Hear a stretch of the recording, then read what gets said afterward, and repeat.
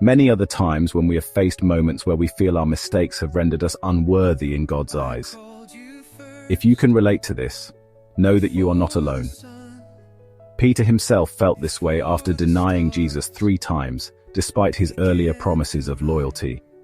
Peter, one of Jesus' closest disciples, denied him 3 times during his trial.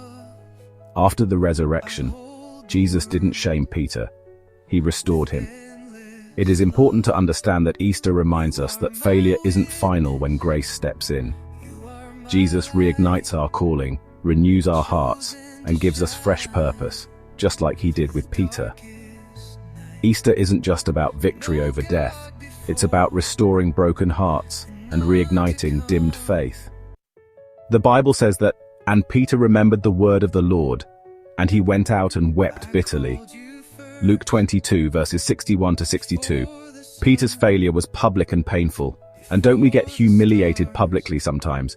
But instead of cutting him off, the risen Jesus went looking for him. That's grace. Jesus didn't just want Peter to be forgiven, he wanted him restored. We must understand that our failures do not disqualify us from God's calling or plan.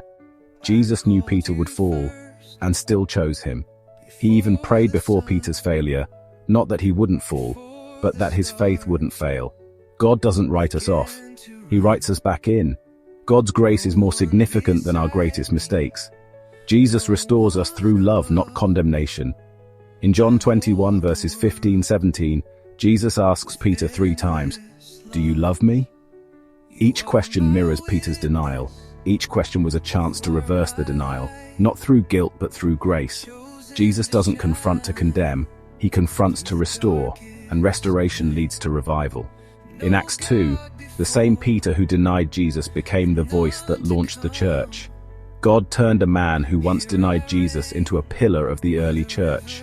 God doesn't just forgive our past, he ignites our future. What's God calling you back to? Maybe you've walked away from your calling, your confidence, or your communion with God. But here's the truth. Jesus is still calling you by name, not to condemn you, but to reignite you. Let's pray together. Dear God, thank you for sending your one and only Son, Jesus Christ, to die for my sins and redeem me from condemnation. Thank you for your mercy in meeting me in my failure. Thank you for not shaming me, but restoring me. Reignite my faith today. My Lord, may I walk in alignment with the purpose for which you designed me to fulfill. Let my life burn bright again with your love and calling. Lord Jesus, thank you that your resurrection brings not only forgiveness but also full restoration. Thank you for everything, and that my failures do not define me, but your grace does. Reignite my faith, restore my joy, and give me boldness to walk in my calling. Use me for your glory, just as you used Peter. In Jesus' name I pray, amen. Is there a place in your life where you need to be restored? Pray for God's restoration. Share this message with someone who needs a reminder that failure is never the end with Jesus.